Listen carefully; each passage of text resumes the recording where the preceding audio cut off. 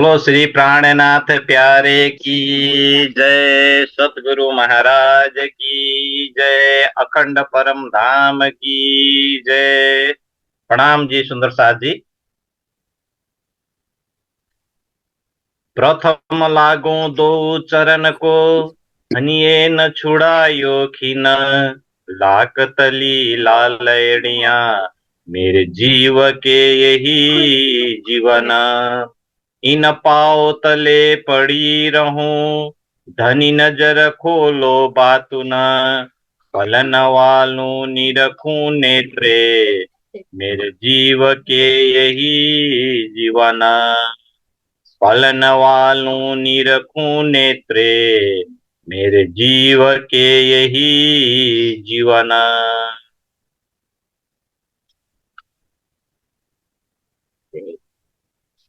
प्राण वल्लभ प्राण प्रियतम धाम दुल्हा अक्षरातीत पूर्ण ब्रह्म सच्चिदानंद स्वरूप श्री प्राणनाथ जी श्रीराज जी का अति लाडले आत्म संबंधी सुंदर साथ जी श्री निजानंद युवा परिषद नेपाल द्वारा सञ्चालित साप्ताहिक सत्संग कार्यक्रममा हामी उपस्थित भएका छौं।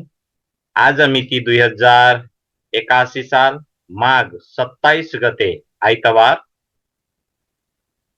तदनुसार फेब्रुअरी 9 तारिक 2025।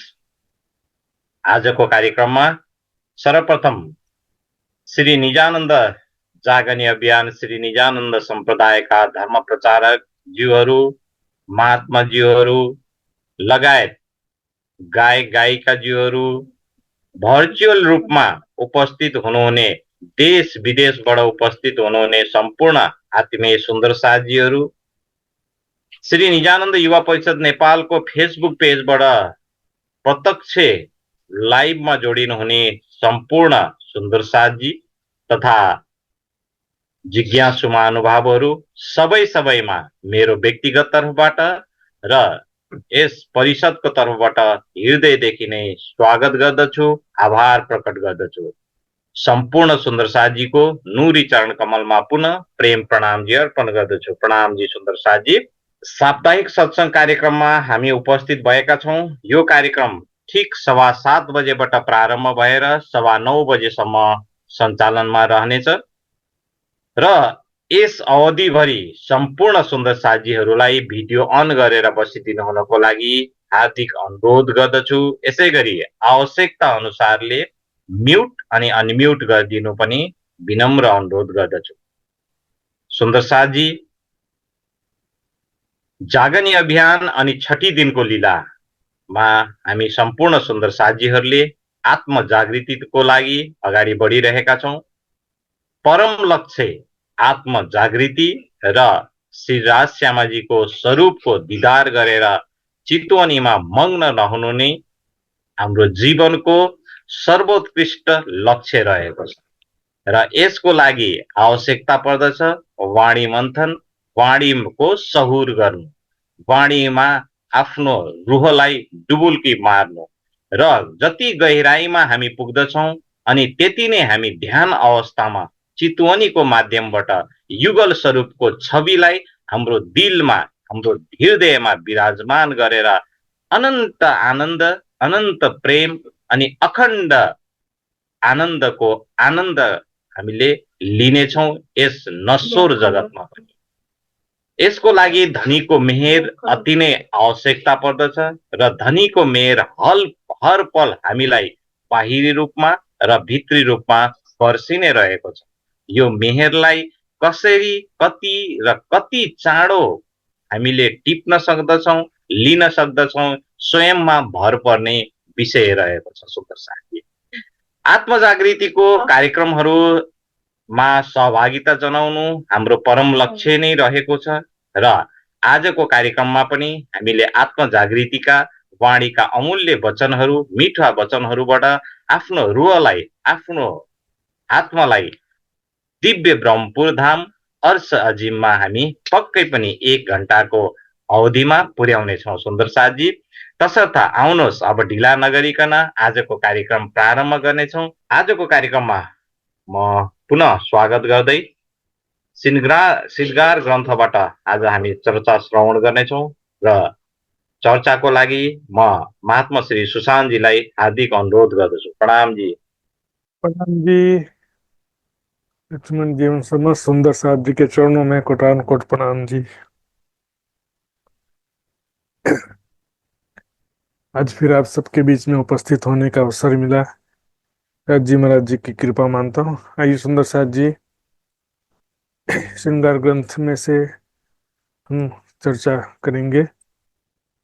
वंदो सतगुरु चरण को, करूं सप्रेम प्रणाम। अशुभ हरण मंगल करण, धनी श्रीदेव चंद्र जी नाम। श्री प्राणनाथ निज मूलपति, श्री महराज सुनाम। तेज कुंवरी श्यामा युगल को, पल पल करूं प्रणाम। पल पल करूं प्रणाम। श्री किताब महाश्रृंगार की जो हुक्म वर्णन किया, मंगलाचरण। वर्णन करो रे रूह जी, हके तुम सिर दिया भार। अर्श किया अपने दिल को, माहे बैठाओ कर श्रृंगार। माहे बैठाओ कर श्रृंगार। वर्णन करो रे रूह जी।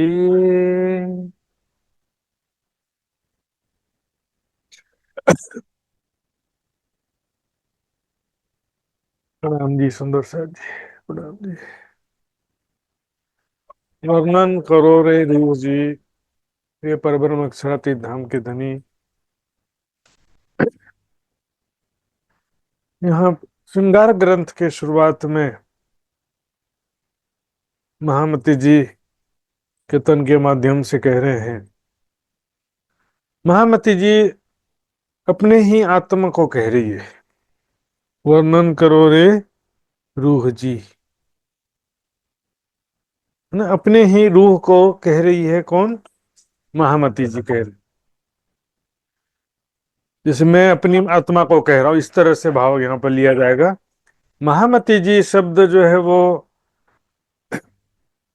आत्मा को भी कहा जाता है और तन को भी कहा जाता है।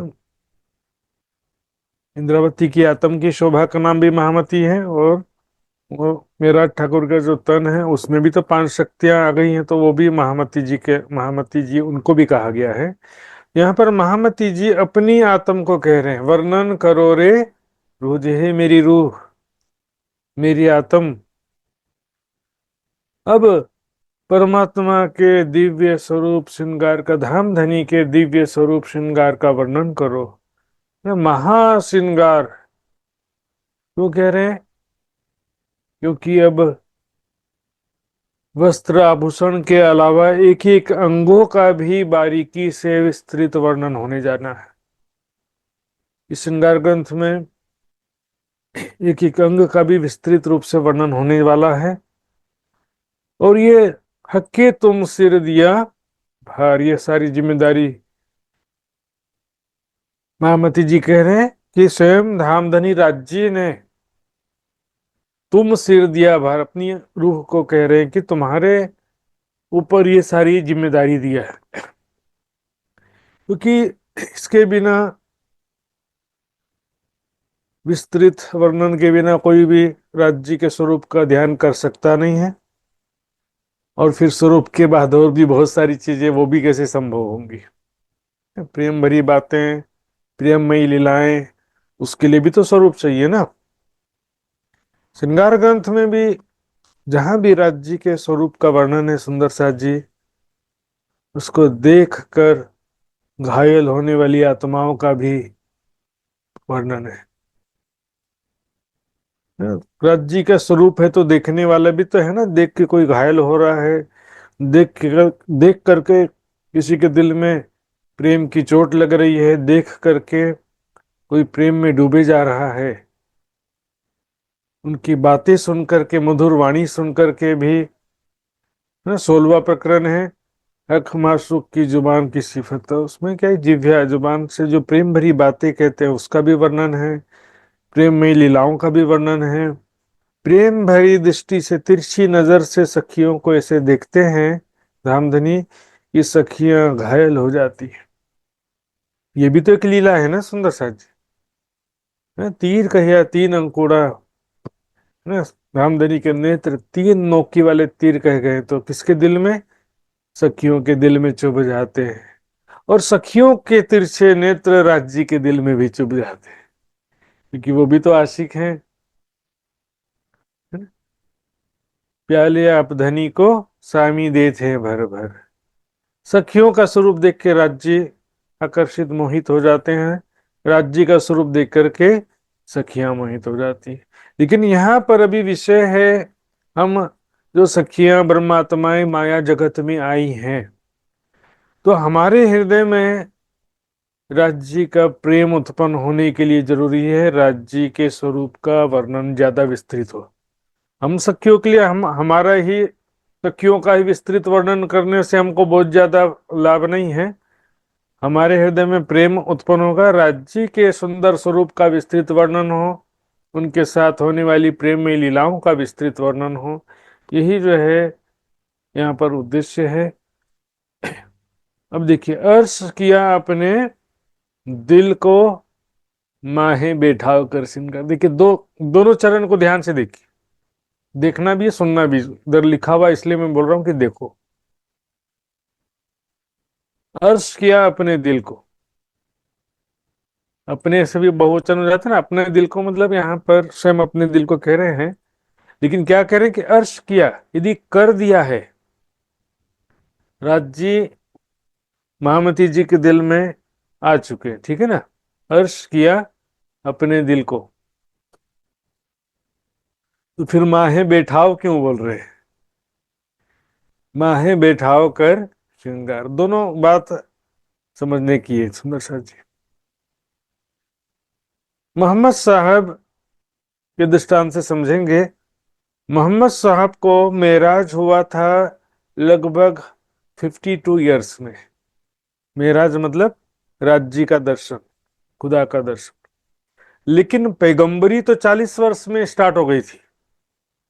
राज्य का जोश आवेश 40 वर्ष की आयु में ही आना शुरू हो गया था, और आयतें अवतरित होना 40 वर्ष की आयु से ही शुरू हो गई थी। लेकिन मेराज कब हुआ था, 52 ईयर्स। सोचिए, महामती राज्य का आवेश महामती जी के हृदय धाम में तो विराजमान हो चुका है। लेकिन यहां पर भी देखिए, और सागर ग्रंथ में भी यही बात कहा था, अर्श तुम्हारा मेरा दिल है, तुम आए करो आराम। मेरा हृदय आपका अर्श है, लेकिन क्या करें, तुम आए करो आराम। आए करो आराम कह रहे, मतलब यहां पर आवेश को आओ करके नहीं कह रहे, स्वरूप को आने के लिए कह रहे। उसी प्रकरण में आगे चौपाई आती है, तुम लिखिया फुरमान में हक अर्श मोमिन कलूब। आपने कुरान में लिखा है कि मोमिनों का हृदय खुदा का अर्श होता है। सो सुकन पालो अपना, तुम हो मेरे महबूब। इसलिए आप जो है नक्शे शिक्तक स्वरूप श्रृंगार सहित मेरे हृदय में आ जाओ, अपना वचन पूरा करो जो आपने कुरान में कहा था। वस्त्र भुकन पहन के मेरे दिल में बैठी आए, हक्के सोई किया अर्श अपना, रूह टूक टूक होए बल जाए। यहाँ पर जो बात चली ना, माहे बैठाओ कर श्रृंगार, यानी नख से शिक तक पूरा स्वरूप और श्रृंगार जो है हृदय में विराजमान हो जाएंगे, तो वो महामती जी उसका वर्णन करेगी ना।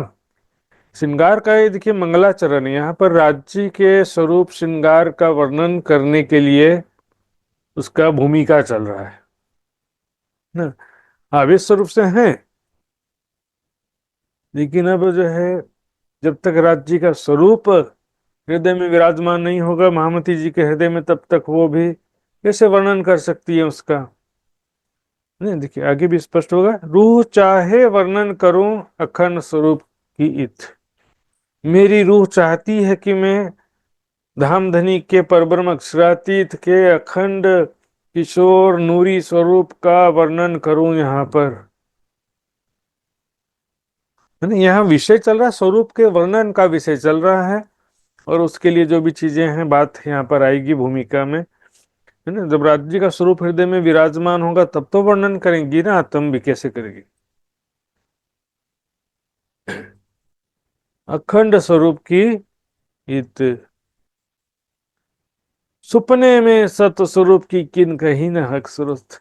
इससे पहले मेहराज जी और देवचंद जी के पहले किसी ने भी कभी भी इस स्वप्न नश्वर जगत में सत्य स्वरूप पर ब्रह्म की, परमात्मा के सुंदर किशोर स्वरूप का वर्णन किसी ने भी नहीं किया। संक्षिप्त में लिखा है ग्रंथों में, तमें विद्वान न विभाय मृत्युरात्मानम धीरम अजरम युवानम। है ना, उस धीर अजर युवा स्वरूप परमात्मा को जान करके फिर मृत्यु से नहीं डरते योगी जन। विद्वान पुरुष जो है ना, वो मृत्यु से नहीं डरते हैं। कब? परमात्मा के स्वरूप को जान कर। लेकिन स्वरूप जाना ही नहीं किसी ने। नहीं, युवा स्वरूप, युवानम किशोर स्वरूप है, चढ़ती जवानी कहते हैं। जवानी और युवा एक ही बात है ना, तो युवा मतलब चढ़ती हुई जवानी। जानो के जोवन नौतन अजू चढ़ता है रंगरस।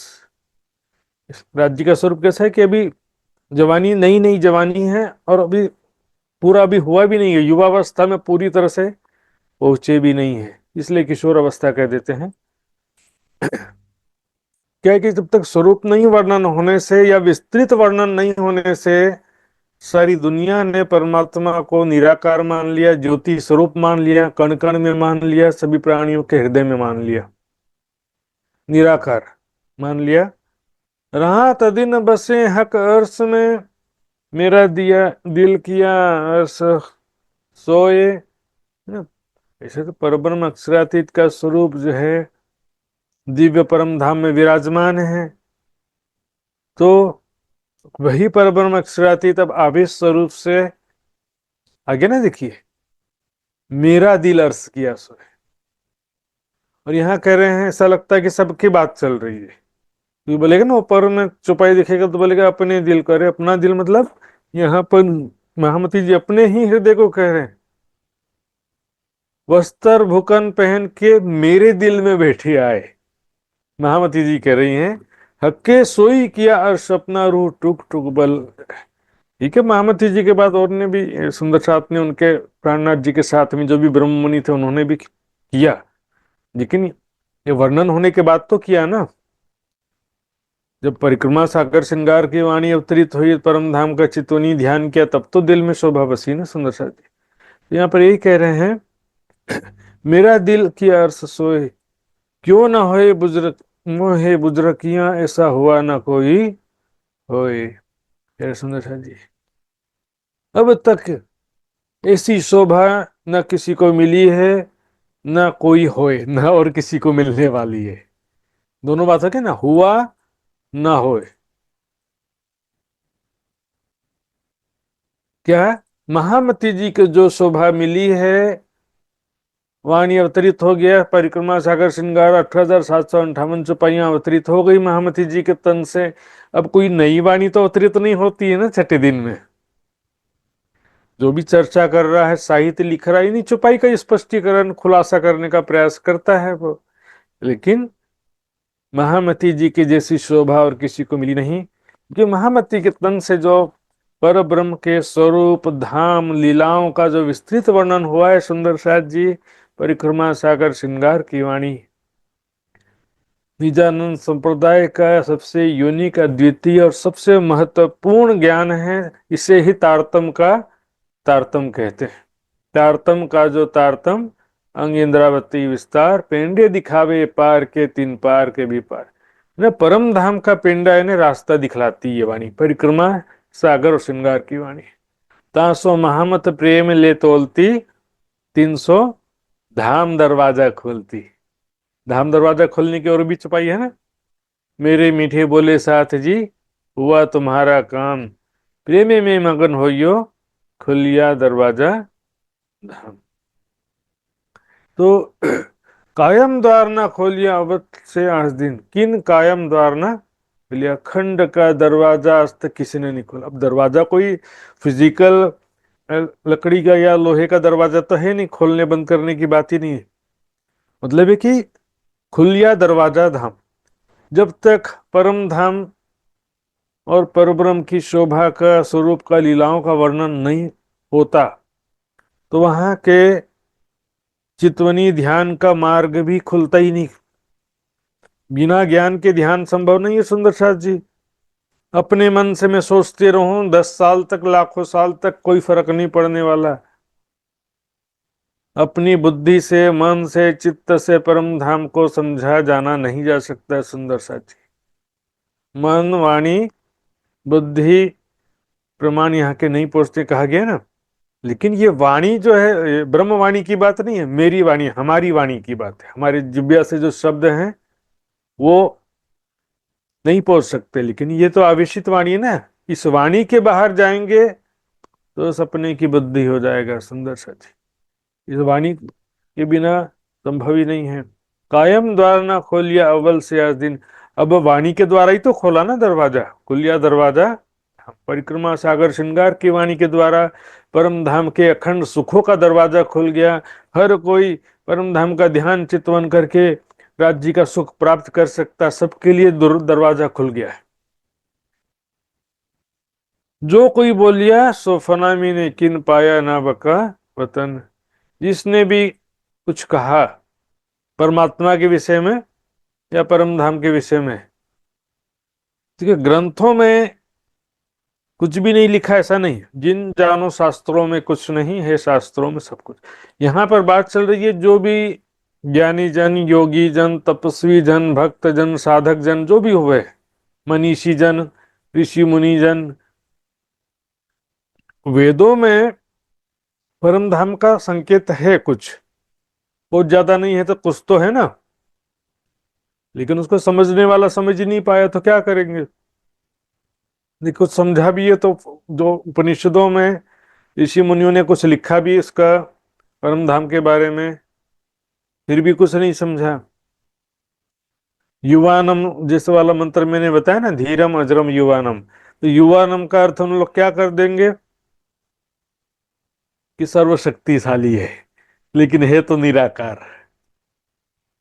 लिखा है फिर भी युवानम का अर्थ क्या बोलेंगे, सर्वशक्तिमान है। स्वरूप की बात नहीं, यहां पर शक्ति की बातें बोलेंगे। उसी तरह से एक चौपाई उपनिषदों में आता है, न तत्र भास्यते सूर्यो, न, इसमें जो तत्र शब्द आया, तत्र का मतलब होता है वहां। वहां न सूर्य का प्रकाश है, न चंद्रमा का प्रकाश है, न तारों का प्रकाश है, न विद्युत का प्रकाश है, न अग्नि का प्रकाश है, बल्कि ब्रह्म के प्रकाश से सारा धाम प्रकाशित होता है।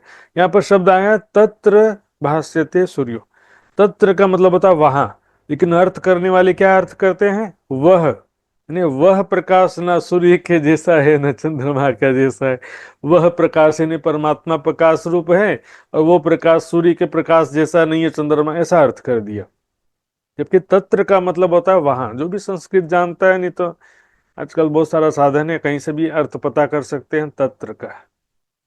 तो जो शब्द लिखे हैं उसका भी अर्थ संसार में ही घटा दिया कि फाइनली कोई बोलेंगे देवी देवता तो परमात्मा नहीं है, लेकिन परमात्मा संसार के कण कण में है, निराकार है।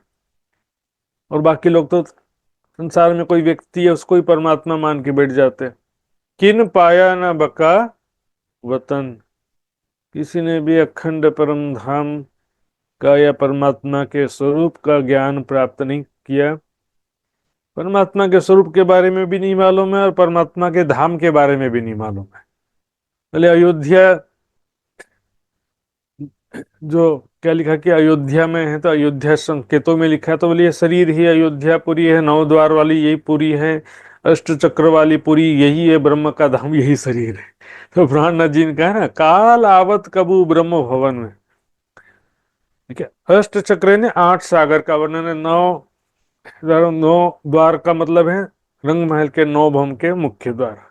तो अब इसका जो है शरीर में ही घटा देते हैं। ये शरीर अष्ट चक्र वाली है, आता ना, हृदय चक्र, सहस्रार चक्र, आज्ञा चक्र, मणिपुर चक्र, जालंधर चक्र के मूलाधार चक्र, से 8 चक्र बोलते हैं, कोई 6 चक्र बोलता है, कोई 7 चक्र बोलता है, फिर 9 द्वार भी कहे जाते हैं शरीर में। इस शरीर के अंदर ही ब्रह्म है, ऐसा बना दिया।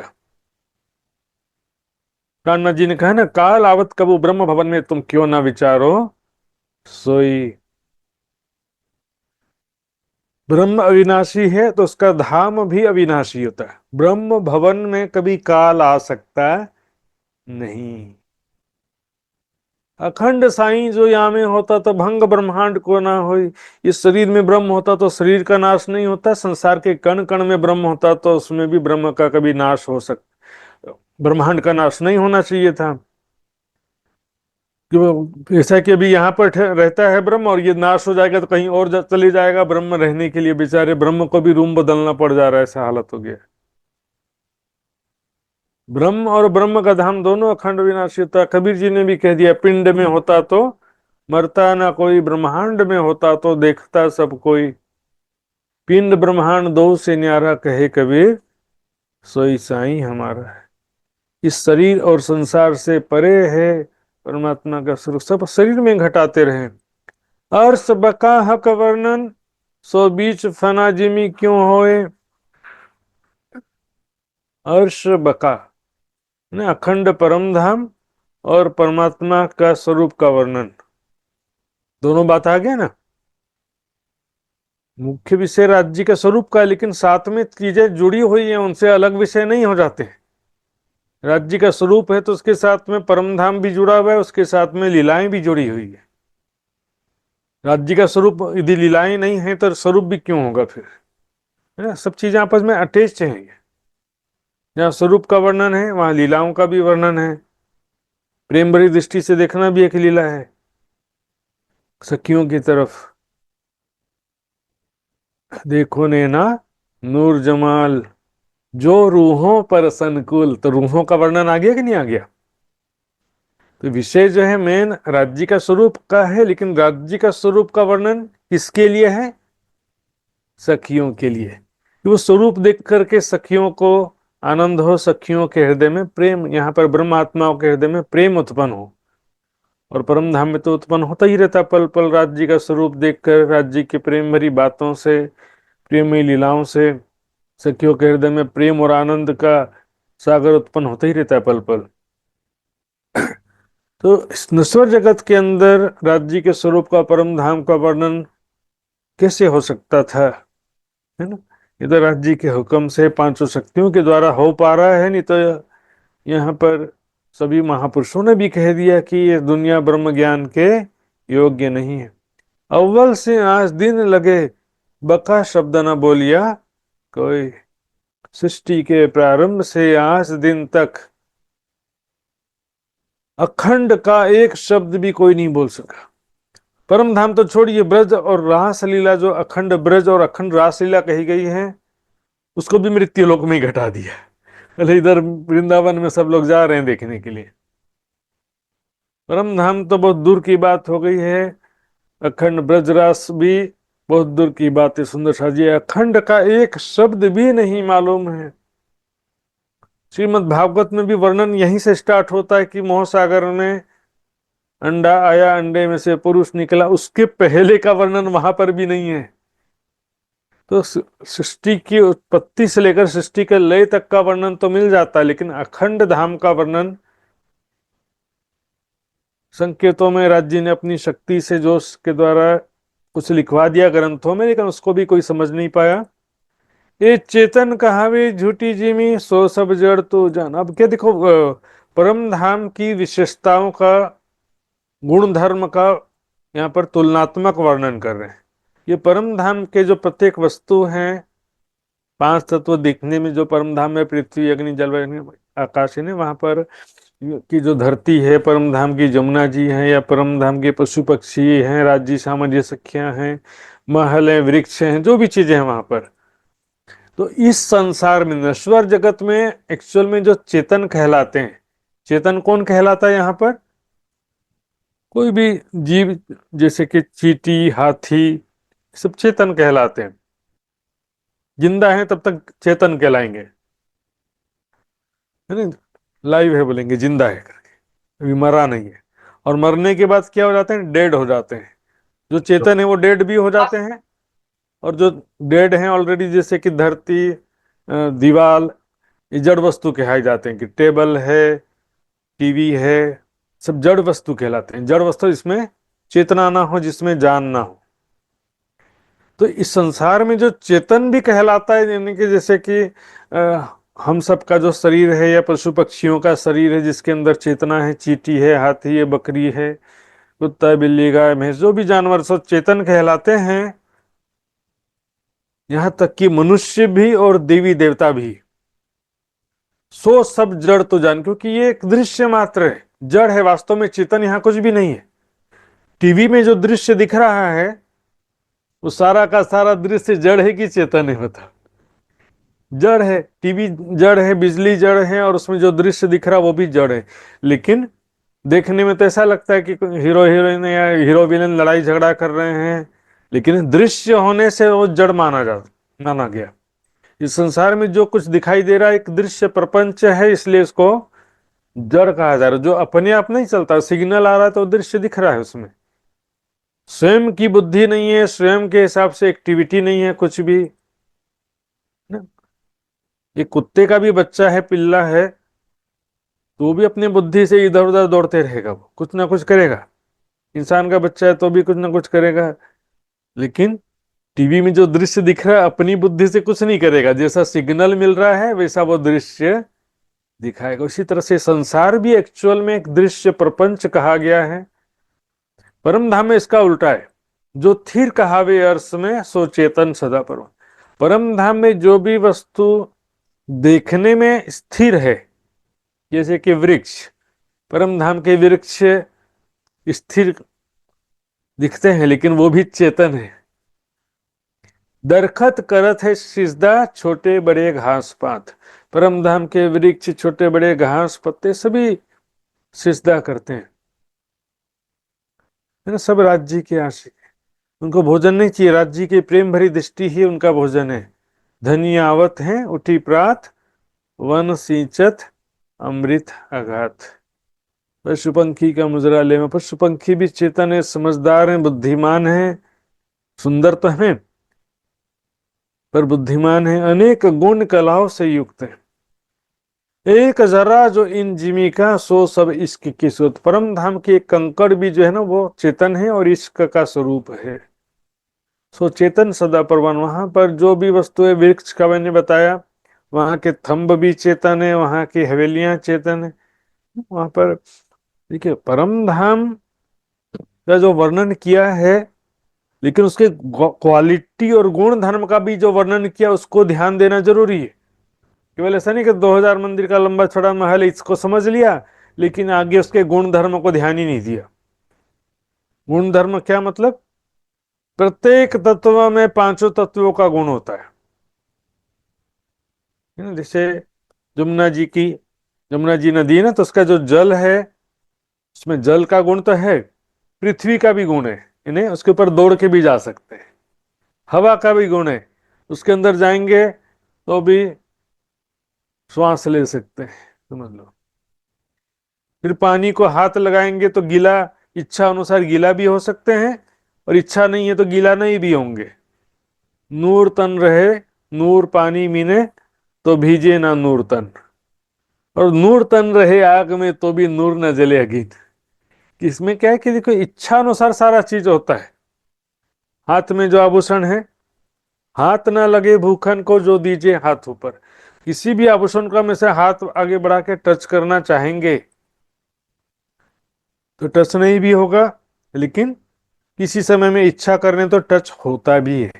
जैसे कि चार सखियां राज्य को श्रृंगार कराती हैं, तो श्रृंगार कराते समय टच तो होगा तभी तो श्रृंगार कराएंगे ना। यमुना जी में झिलना करने तो पानी का गीलापन होगा तब तो झिलना करेंगे, कि ऐसी बस हवा में भर रहा है। तो मतलब इच्छा अनुसार सारा चीज होता है। इसलिए पूरी वाणी को समझना चाहिए। परिक्रमा ग्रंथ, सागर श्रृंगार, महामती जी के बड़ी वृत्त, सभी जगह में बहुत सारी बातें ऐसी मिलेंगी जिसके द्वारा एक्चुअल गुण धर्म समझ में आएगा।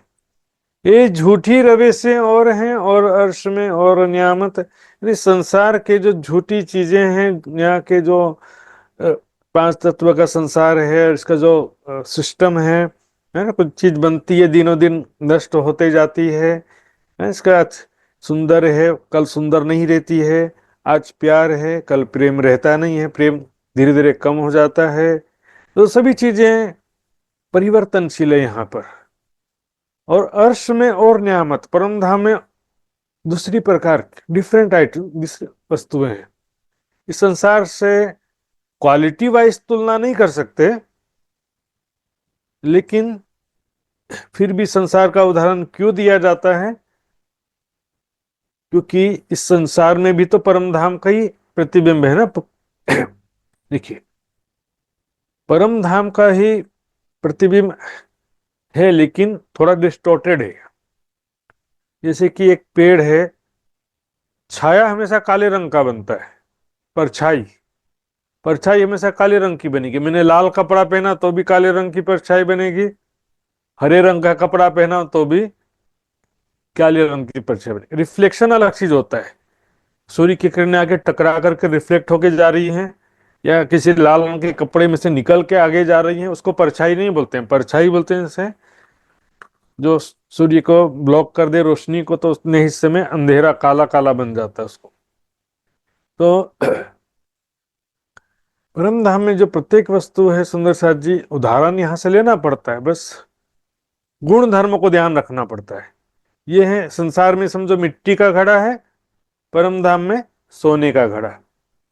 दोनों की आकृति तो एक जैसी होती, मिट्टी के घड़े की और सोने के घड़े की डिजाइन आकृति एक जैसी है, लेकिन क्वालिटी वाइज अंतर है कि मिट्टी का घड़ा है वो सोने का घड़ा है। बाइबल में लिखा है ना, परमेश्वर ने मनुष्य को अपने प्रतिकृति के रूप में बनाया। सबसे पहले जो बाबा आदम कहते हैं या आदि नारायण कहते हैं, उसको जो है वो भी परम राज्य के स्वरूप का ही प्रतिबिंब का प्रतिबिंब है, समझ तो किशोर अवस्था का स्वरूप था सबसे पहले मनुष्य का स्वरूप वही। तो ये उसी तरह से हम पूरे परम धाम का ही प्रतिबिंब संसार को भी कह सकते हैं। यहाँ भी देखिए वृक्ष है, पशु पक्षी हैं, महल हैं, नदियां हैं, पर्वत सब है ना, परम धाम में भी है। लेकिन परम धाम की क्वालिटी गुण धर्म को समझना है। प्रत्येक वस्तु स्वप्रकाशित है, स्वप्रकाशित दिव्य प्रकाश सभी वस्तुओं में से निकल रहा, रंग बिरंगी किरणें निकल रही हैं। प्रत्येक वस्तु चेतन है, प्रत्येक वस्तु सुगंधित है, प्रत्येक वस्तु कोमल है। सुंदर सा एक किया निमुन्ना अर्थ जानने पर बने न तफावत। यानी ये संसार का जो उदाहरण बनाया है, संसार ये जो बनाया है परम धाम को समझने के लिए यहाँ पर बनाया, उदाहरण तो बनाया है, मैंने किया इन्हें बनाया है। सृष्टि की रचना जो किया है, परम संसार का जो बनाया है, संसार को परम धाम के उदाहरण के रूप में ही बनाया। पर बने ना तफावत, मतलब तुलनात्मक रूप से एग्जैक्टली समझ में नहीं आता, जरा भी समझ में नहीं आता ऐसा नहीं है। बेशुमार ल्याय शुमार में वास्ते आवने दिल रूहन, है ना, सखियों के दिल में परम धाम की राज्य की शोभा बसे, इसलिए बेशुमार का वर्णन शुमार में किया गया है। चुप से तो कछु कहना भला, रूहें सुन पावे सुख। चुप रहने से कोई फायदा ही नहीं है, लेकिन वहां तक शोभा नहीं पहुंचती नहीं पहुंचती करके चुप ही रहेंगे तो कुछ भी फायदा होने वाला नहीं है। वर्णन होना, चुप रहने से तो वर्णन होना भला है, चुप से तो कछु कहना भला है।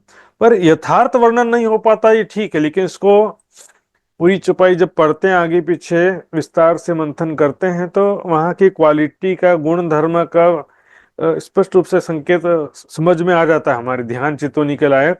और ध्यान चितवनी में फिर और हम इसको अ, आगे डेवलप हो जाता है और अच्छे से दिव्य शोभा हमारे दिल में दिखाई देने लगती है। लेकिन शुरुआत तो वाणी के आधार पर ही धारणा करते हुए ध्यान करना पड़ता है। सुंदर सा सतलोक मृतलोक दो कहें और स्वर्ग कहा अमृत। देखिए, सतलोक कौन सा है?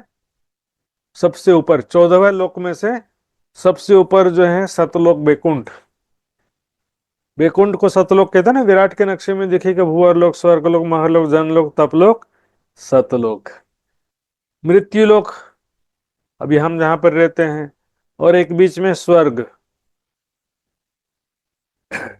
इसको अमृत कहने, अमर कह देते हैं कि अखंड है, अविनाशी। पर वास्तव में अखंड अविनाशी कुछ भी नहीं है। जो निके किताबें देखिए तो ऐसा बुरसी सत। क्योंकि लोग क्या अखंड अविनाशी धाम की तलाश में तो हैं, ऋषि मुनि योगी जन, और बहुत सारे लोग तो बैठे बैठे अपने बुद्धि से ही सोचते रहते हैं। तो कोई लोग क्या समझता है कि स्वर्ग ही अखंड अविनाशी धाम है, वहां पर देवता अखंड हैं, वहां पर कभी भी जो है मृत्यु नहीं होती, ऐसा सोचते हैं। जबकि स्वर्ग का भी प्रलय लिखा है ना भागवत में, नीके किताबें देखिए, श्रीमद् भागवत को ही ध्यान से देखो, नैमित्तिक प्रलय में पाताल से लेकर स्वर्ग लोक तक का लय होना लिखा है। तीसरा प्राकृत प्रलय में 14 लोक का लय होना लिखा है। संपूर्ण प्रकृति मंडल का लय होना लिखा है। ये सब उड़सी तो उनके ही ग्रंथों के हिसाब से देखेंगे तो सब प्रलयाधीन है। न असत आसीत, न सत आसीत, न आसित रज न व्योम, तदानीम न आसित रज न व्योम। उस समय असत्य भी नहीं था, सत्य भी नहीं था, रज यानी परमाणु कण भी नहीं थे, व्योम यानी आकाश भी नहीं था। ठीक है, असत्य तो नहीं था, सत्य भी नहीं था। क्यों कह रहे हैं? क्योंकि जिसको लोग सत्य कहते हैं वो भी नहीं था, यानी कि कण कण में स्थित ब्रह्म सत्ता या देवी देवता के अंदर जो भी शक्ति है वो सब भी नहीं थे उस समय। ये सब प्रलय के अधीन है, ग्रंथों से ही देखेंगे। ब्रह्म सत्य जगत मिथ्या स्पष्ट रूप से कहा गया है। इन झूठी जिमी में कहत हो, साच झूठ है दोए। यानी इस मायावी स्वाप्निक जगत में ऐसा कहा जाता है, साच झूठ है दो, ये मृत्यु लोक नश्वर है, स्वर्ग लोक सत्य है, या त्रिदेवा का स्वरूप अखंड विनाशी, ऐसा कह देते हैं। लेकिन आगू अर्श के देखी, परम धाम के समक्ष देखेंगे तो इनमें ना सांचा कोई। क्योंकि परम धाम में से जागृत हो गए ना तो ये सब कुछ भी रहता नहीं है। सपना कब तक रहता है? जब तक नींद है। और परम धाम मतलब जागृत स्थिति, जागृत अवस्था में तो सपना नहीं रहता ना। यहाँ तक कि ब्रह्मा विष्णु महेश का भी अस्तित्व नहीं रहता है। असंख्यों ब्रह्मांडों में असंख्यों ब्रह्मा विष्णु महेश है। ब्रह्मा विष्णु शिवादि नाम तथा संख्या न विद्यते, अनंत कोटि ब्रह्मांड में अनंत कोटि ब्रह्मा विष्णु महेश है। सुंदर साथ जी, इनमें साचा ना, तो परम धाम की दृष्टि से देखेंगे तो कुछ भी सच्ची नहीं। और परम धाम में जब हम उठेंगे ना सुंदर साथ जी, हंसते हुए क्यों उठेंगे? ये इसका भी यही कारण है। हमने अच्छा काम किया इसलिए हंसते हुए उठेंगे, या हमने खराब किया इसलिए हंसेंगे, ऐसा नहीं है। ये सारा जो दृश्य था, ये हमने एक झूठा दृश्य, मायावी दृश्य देखा, जिसमें हमने कभी भूले भी थे, कभी अच्छा भी काम किया, लास्ट में बहुत अच्छा हैप्पी एंडिंग भी हो गया। तो हैप्पी एंडिंग हुआ इसलिए खुश होना अलग चीज और हंसना अलग है। हंसते कब है? जस्ट लगे जोक, मजाक हो गया, किसी ने आपको डरा दिया या कोई आपने ऐसा चीज देख लिया तो आपको हंसी आ रही है। तो इस तरह से परम धाम के समक्ष दिखने पर ये तो क्या है, काल माया सपने का संसार है, तो यहाँ पर कुछ भी सच नहीं है। अर्थ हमेशा कायम, ए दुनी ना तीनों काल दिखे। परम धाम शाश्वत धाम है, अखंड अविनाशी धाम है ना। उसका कोई आदि नहीं है, अंत नहीं है, अनादि है, अनंत है। वे लोग बोलेंगे परमात्मा बन गए हमारे गुरु जी। अरे परमात्मा कोई पोस्ट नहीं है, कलेक्टर बन गए तो परमात्मा बन गए। परमात्मा का जो स्वरूप है अखंड अविनाशी है। यहाँ पर देखेंगे हिंदू धर्म में, भारतवर्ष में से असंख्यों लोग हैं जो महापुरुषों को ही परमात्मा मान के बैठे हैं कि हमारे गुरु जी परमात्मा बन गए। उसके अलावा फिर देवी देवता भी जो हैं उनकी भी उत्पत्ति हुई है। जो कबीर जी ने भी कह दिया, जो पूत किसी का होते सो साहेब सबका ना है ना? तो जिसका जन्म हुआ है वो कभी परमात्मा हो सकता नहीं। और एक और चीज कह दिया, कई लोग बोलेंगे कि राज जी भी कहाँ से प्रकट हुए हैं। मूले मूल न भवत, मूल का मूल नहीं होता है। राज्य के अंग अक्षर ब्रह्म से संसार पैदा हुआ है, लेकिन अक्षर ब्रह्म या राज्य कहीं से पैदा नहीं हुए, वो अनादि हैं और अनंत हैं। अनादि अनंत है, वो पीछे जाते जाएंगे, अपनी बुद्धि से नहीं जा सकते। वाणी के चौपाई के हिसाब से ही चिंतन ध्यान करना, अपनी बुद्धि दौड़ाएंगे तो फेल हो जाएंगे। ये दुनिया ना तीनों काल, दुनिया तीनों काल में भी नहीं है। भूतकाल, वर्तमान काल, भविष्य काल, तीनों काल में किसी भी काल में इसका अस्तित्व नहीं है। कोई बोलेंगे कि वर्तमान काल में तो है अस्तित्व, ऐसा बोल सकते हैं ना, कि जैसे अभी मुझे दिखाई दे रहा है ना दुनिया, आप सबको भी दिखाई दे रहा है दुनिया, अभी इसका अस्तित्व नहीं है, कैसे कहेंगे? गीता में इसका स्पष्ट बहुत अच्छा वर्णन आया है। ये जो संसार दिखाई दे रहा है, सृष्टि रचना से पहले भी ये अस्तित्वहीन था, निराकार था। प्रलय उपरांत भी इसका कोई आकार नहीं रहता, अस्तित्व नहीं रहता है। और अभी जो दिखाई दे रहा है ये भी वास्तव में सब असत्य है, इसलिए इसको वर्तमान को भी अस्तित्वहीन कहा गया है। वर्तमान में जो दृश्य दिखाई दे रहा है ना हमको, है भी दृश्य तो है ना भाई। पिक्चर जो चल रहा है, पिक्चर पूरा का पूरा असत्य होता है दृश्य उसका, है ना। कोई भी हम पिक्चर चल रहा है, फिल्म चल रहा है टीवी में, तो उसका जो है वर्तमान भूत भविष्य तीनों का तीनों ही झूठ होता है। संसार जो है जागृत स्थिति में दृष्टा भाव में स्थित हो जाते हैं, खामोशी अवस्था में कर्तव्य भाव में रहते हैं। पूर्ण जागृति तो उसे कहा जाता है जब संसार के प्रति दृष्टा भाव में स्थिति हो जाए। सुखम दुखम समम कृत्वा, सफलता भी झूठ, असफलता भी झूठ, सुख भी झूठ, दुख भी झूठ, सम्मान भी झूठ, अपमान भी झूठ, सब इसमें क्या है देखो। न किसी बात की खुशी, न किसी बात की गिलानी। खुशी इस बात का कि हम परम धाम की यात्रा में, और इसके सिवा दुख तो कोई है ही नहीं। अज्ञानता ही दुख का कारण है। हुआ है ना होशी एक, तो क्यों दीजिए अर्स मिसाल सृष्टि। संसार जो है ये न कभी हुआ है न कभी होता है, केवल दिखता है। देखिए पर्दे पर प्रोजेक्टर से जो चित्र बन रहा है वो केवल दृश्य इसलिए कहा जा रहा है कि ना हुआ है ना दुनिया की बात चल रही है ना, ये दुनिया न कभी हुआ है ना होगा। मतलब इसका कभी अस्तित्व ना था, ना है, ना होगा। तीनों काल में इसका अस्तित्वहीन कहा गया, इसलिए तो उसको कहते हैं ना बंझा का पुत्र। अभी नीचे चुपाई भी आता, खरगोश का सिंह, आकाश का फूल, ऐसा उदाहरण क्यों देते हैं कि बंझा का पुत्र तीनों काल में नहीं था, खरगोश का सिंह तीनों काल में नहीं होता है, आकाश का फूल तीनों काल में कभी अस्तित्व होता नहीं। उसी प्रकार इस संसार का भी तीनों काल में कोई अस्तित्व नहीं है, मात्र दृश्य प्रपंच है, सपना के जैसा है। सभी महापुरुषों ने कहा कि जादू है, माया है, सपना है, नाटक मंच है, अलग अलग तरीके से वर्णन किया है।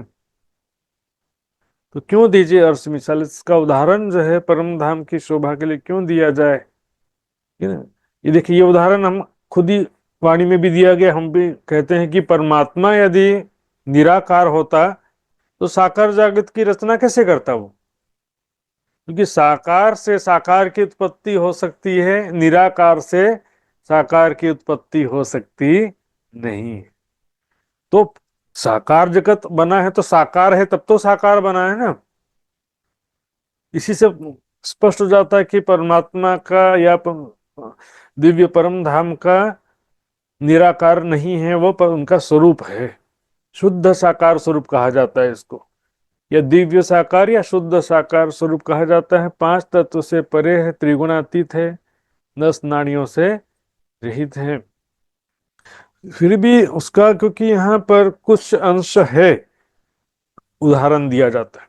संसार के देखिए बहुत सारी चीज का उदाहरण देते हैं।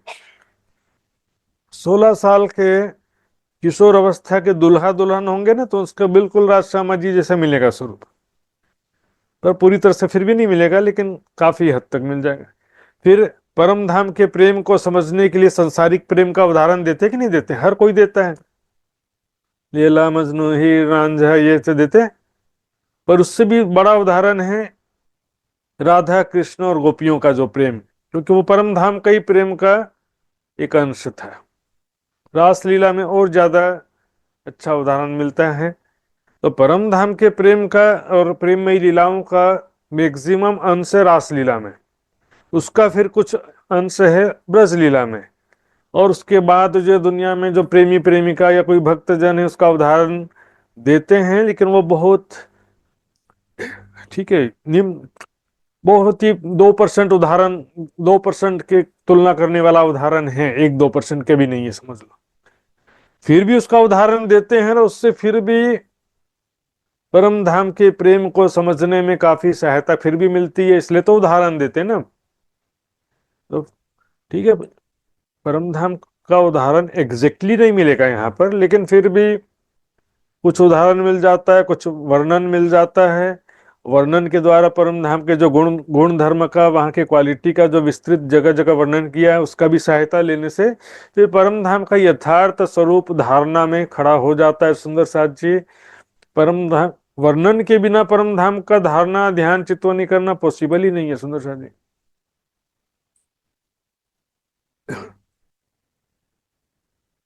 ये बारीक बातें अर्श की इत दिल जुबां पहुंचे ना है, ये हुक्म कहावे हक का इलम हुक्म के माह। प्यारी सुंदर सी, ध्यान से बस एक एक दो चुपाई और ले लेते हैं, समय होता। लक्ष्मण जी क्या स्थिति है? एक दो चुपाई ले लेते हैं चलिए, क्योंकि आज थोड़ा देरी से भी हुआ था। एक बारीक बात, ये बारीक बातें अर्श की, देखिए ये बारीक बातें बहुत सूक्ष्म गहन रहस्य से संबंधित बातें हैं। यहाँ माया की बुद्धि और माया का दिल वहां तक जिभ्या पहुंच सकता नहीं है वाणी के बिना। इस वाणी के द्वारा लेकिन बहुत सरल हो गया है सुंदर साथ जी। रे मन तो फर पक 25 माह है। वाणी में कह रहे कि मन तो कहाँ दुनिया में भ्रमण कर रहा है, दुनिया में दिन रात दौड़ लगा रहा है। दौड़ना हो तो दौड़ो, लेकिन कहाँ? फर तो पक 25 माह। फर फर मतलब गुजराती शब्द आ गया, फर मतलब विचरण करो। पख 25, 25 पक्ष में जाके विचरण करो। लेकिन वाणी के बिना सुंदर साथ जी पॉसिबल नहीं है। इत दिल जुबा पहुंचे ना है। वाणी छोड़ करके, कई सुंदर साथ सोचते हैं वाणी तो दुनिया के हिसाब से कर दिया है, और अपनी बुद्धि से सोचते रहते हैं। तो बुद्धि से सोचना ज्यादा श्रेष्ठ है कि वाणी का कथन ज्यादा सत्य? सुंदर साथ जी, अपनी बुद्धि से तो कोई सवाल ही नहीं पैदा होता है। वाणी की चुपाई के बाहर गए तो सपनी की बुद्धि आ गई। ये हुक्म कहावे हक का, राज जी का हुक्म ये कहावे कहला रहा है ना। साहिब के हुक्म में ये वाणी गावत है महामत। राज्य के हुक्म से कहला रहे हैं। 5 शक्तियों में एक हुक्म भी है, इसके अलावा जागृत बुद्धि, तारतम ज्ञान, जोश आवेश, श्याम जी के आत्म भी है। ये इलम हुक्म के माँ है। देखिए हुक्म के साथ साथ क्या है? इलम भी है। तारतम ज्ञान के बिना, देखिए ज्ञान और वाणी दो अलग अलग चीजें। वाणी में ज्ञान निहित है, वही ज्ञान राज्य के दिल में छठा इलम का सागर भी है ना। ज्ञान हमारे हृदय में, आपके हृदय में, किसी के हृदय में हो सकता है। वाणी में भी ज्ञान है। तो ज्ञान तो सूक्ष्म रूप है और वाणी प्रकट रूप है। तो ज्ञान जो है वो हुक्म के साथ में है, दोनों मिलकर के सारा वर्णन कर रहे हैं। सत सुख कई स्वरूप में, कई आनंद आराम। राज्य श्यामा जी के स्वरूप में, श्री राज्य के स्वरूप में कई सत्य सुख हैं, अखंड अविनाशी सुख हैं। आत्मा का सच्चा सुख, प्रेम और आनंद का सुख है सुंदर साथ जी।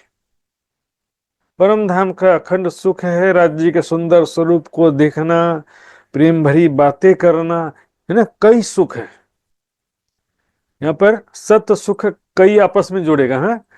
कई स्वरूप में सत्सुख ऐसा नहीं, कई सत सुख हैं स्वरूप में, राज्य के स्वरूप में। प्रेम भरी बातें करना, प्रेममय लीलाएं करना, है ना। कई आनंद आराम है राज्य के माध्यम से जो हमको मिलता है परम धाम में। और यहाँ वाणी में जो वर्णन किया है, कई खुशहाली खूबियां अंग छूटे ना आठों जाम। आठों प्रहर में से एक पल भी छूटता नहीं है परम धाम में। और यहाँ पर भी जो जागृत आत्मा है, उससे भी एक पल भी छूट सकता है। अनेकों खुशी है और विशेषताएं हैं, आनंद है सुंदर साथ जी। राज्य के स्वरूप के माध्यम से जो हमको पल पल परम धाम में प्राप्त होता है सुंदर साथ जी। यहाँ ध्यान देंगे सुंदर साथ जी, क्योंकि वाणी में ऐसा शब्द खूबी खूबी खुशहाली शब्द 2-4 बार आ गया था। तो एक कल्पना इसमें जो है सबने अर्थ में ऐसा कर लिया कि खूब खुशहाली नाम की सेविका है। खूब खुशहाली शब्द परिक्रमा में भी मैंने कई जगह दिखाया था। कई रहत अंदर जानवर, कई विद बोले बान, ये खूबी खुशहाली है कि जुदी जुदी कई जुबान। पशु पक्षियों को भी कह रहे हैं वहां पर। तो खूबी खुशहाली के अलावा खूब खिलौने शब्द भी आया है। तो यहाँ पर न पशु पक्षी की बात है, यहाँ तो केवल बात है राज्य के स्वरूप के द्वारा जो हमको पल पल अनेक प्रकार का सुख प्राप्त होता है, अनेक प्रकार की खूबियां मतलब विशेषताएं, खुशहाली यानी लीलाओं से जो खुशहाली प्राप्त होती है, आनंद प्राप्त होता है, आठों प्रहर में से एक प्रहर भी ऐसा नहीं, राज्य के साथ में पल पल प्रेम और आनंद के सागर में सखियां गोते लगाती रहती हैं। सुंदर साथ जी, ये सुंदर साथ जी, समय ज्यादा हो गया अभी, यहाँ पर जितना भी चौपाई हुआ आपके सबके माध्यम से मुझे भी थोड़ा सा सुख प्राप्त हो गया। ये चौपाई दोहराते हैं। बोलो श्री प्राणनाथ प्यारी की जय। सत सुख कई स्वरूप में, सत सुख कई स्वरूप में, कई आनंद आराम, कई आनंद आराम, कई खुशहाली खूबियां, कई खुशहाली खूबियां, अंग छूटे ना आठों जाम, अंग छूटे न आठों जाम, अंग छूटे ना आठों जाम। बोलो श्री प्राणनाथ प्यारे की जय, धाम के धनी की जय, सर्व सुंदर साथ की जय। प्रणाम। प्रणाम जी, महाराज जी प्रणाम जी। बहुत बहुत आभार प्रकट करता हूँ मैं महात्मा श्री सुशांत जी के प्रति। सुन्दर साथ जी, आजको प्रसङ्गमा हामीले सिनिग्रान ग्रन्थबाट पहिलो प्रकरण मङ्गलाचरण प्रकरणको 12 चौपाईमा आज समापन भएको छ। 12,000 मोमिनको प्रतीक 12 चौपाई र 12 चौपाईको गहिराईमा हामीले चर्चा श्रवण गर्यौं सुन्दर साथजी। पक्कै पनि यो चर्चाबाट हामीले धेरै आनन्द लियौं र अब हामी आजको कार्यक्रम समापन गर्नेछौं।